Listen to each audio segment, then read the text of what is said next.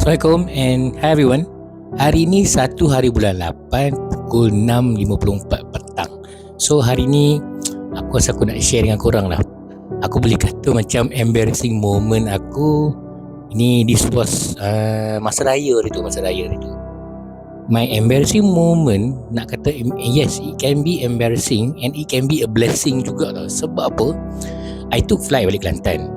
And what happened was aku punya seat dekat tengah tu diapit lagi.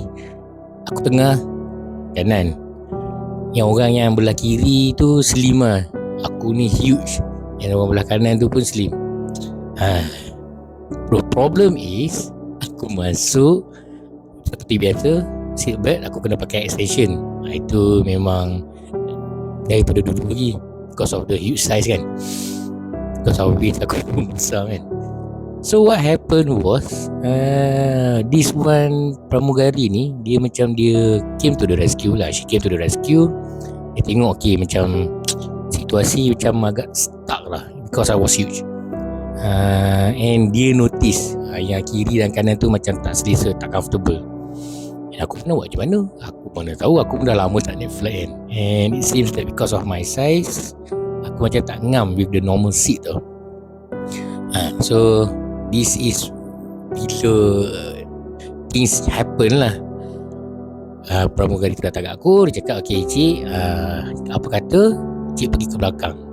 Dia remove aku dekat tempat yang belakang, near dengan fire exit ke something. Tak ingat lah. Betul-betul 3 seat tu aku seorang. And dia tak bagi tahu reason lah. She's being polite lah. I know, I understand. Tapi here what I'm trying to say, kalau kata korang besar kan, korang mengganggu orang tu sebab korang makan space orang. Tu memang aku rasa lah. And surprisingly, a blessing in the disguise, I got a free upgrade. Aku dapat seat yang lebih besar. Itu secara positif lah. So itulah embarrassing jugalah bila dia tukar kan. So aku rasa tu macam maybe korang yang XL size macam aku ataupun triple XL size macam aku ni, confirm akan rasa benda yang sama. Kalau kata korang ada this sort of embarrassing moment apa benda, korang boleh share lah dengan aku. Ni aku rasa sendiri masa aku naik flight Asia, knowing for their small seat capacity, memang aku stuck, tak boleh nak ni kan. So by right I should get a bigger seat if let's say if that option is possible. Itu yang happen to me. And in a way aku dapat relocation kepada seat yang lebih besar for free. Nasib baik sebab tak ada orang balik. Just imagine kalau kata flight tu penuh, what will happen? Kena tadah lah, dengan duduk sendaknya apa semua. And it is because of my huge size. So there is one of the moment yang aku rasa macam kalau lah aku tak in big size. Kalau kata just to recap back benda tu kan, kalau kata to recap back, huge size they will charge more. And aku bernasib baik sebab aku dapat free.